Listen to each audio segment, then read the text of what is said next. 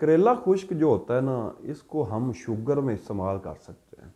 Sugar एक बहुत बड़ी मर्ज़ है और ये करेला आम सी एक चीज़ है। इसका बीज, इसका सूखा जो है, ये फल सूखा हुआ, और इसकी सब्ज़ी अगर आप पका कर इस्तेमाल करें तो शुगर में इंतहाई फ़ायदा मंद होती है। मैं आज आपको इसका तरीका इस्तेमाल और इसके मुकम्मल फ़ायदे बताऊँगा। मुकम्मल मालूमात के लिए मेरी ये वीडियो ज़रूर देखिएगा। अस्सलाम वालेकुम रहमतुल्लाहि व बरकातुहू।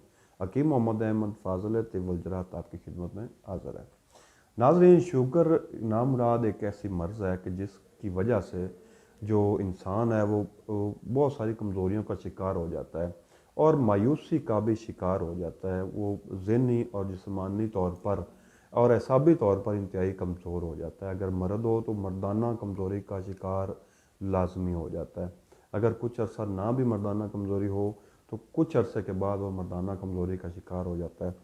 तो इसका अगर बर वक्त इलाज ना किया जाए या इसको कंट्रोल ना किया जाए तो ये इंसान को जल्द ही मौत की तरफ धकेल देती है। शुगर ऐसी नामुराद मर्ज़ है। तो अगर आपको शुगर है, खुदा न खास्ता शुगर हो चुकी है, तो आपने अपना परहेज़ जो है, खुराक, इलाज बिलग़िज़ा, वो लाजमी करना है। ये एक ऐसी मर्ज़ है इसमें आपने खुराक का इस्तेमाल अपनी एहतियात के साथ करना है। अपने लिए और अपनी फैमिली के लिए अपनी सेहत का ख्याल रखना इंतहाई ज़रूरी होता है।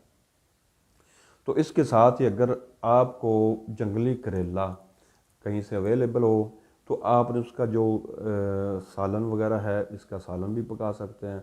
अगर आपको खुश्क करेला अवेलेबल हो तो इसको आपने जो है, इसका सफ़ूफ तैयार कर लेना, बिल्कुल पाउडर कर लेना है।